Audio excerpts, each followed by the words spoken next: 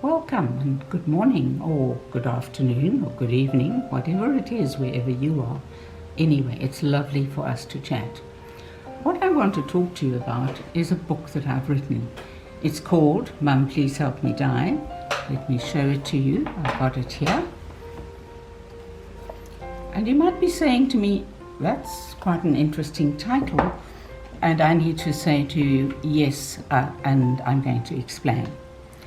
You know, stories are written by God, and when reality is pleasant and we're happy and things are going well, those stories are very often entertaining and amusing and enlightening, and that's our reality.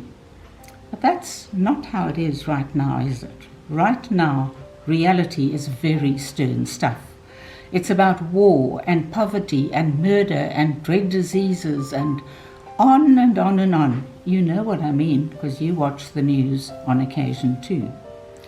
Why would God, who scripts powerful narratives, turn his attention to writing very serious stories in the circumstances in which we live? The answer is simple.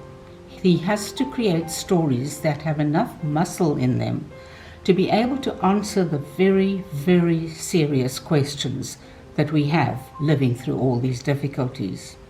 His desire is always to give hope. He wants to love, to heal, to bring hope, to restore and to glorify himself, and above all, to bless his beloved children. His stories then, even in the darkest circumstances, are aimed to do that.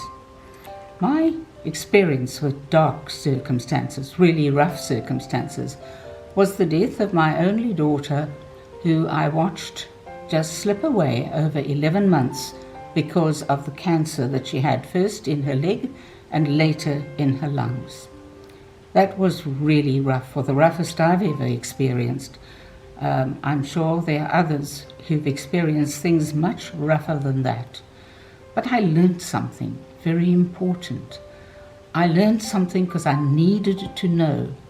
And the important thing that I learned was that God's promises, God's care, God's victory even, is always secure, no matter how bad things get.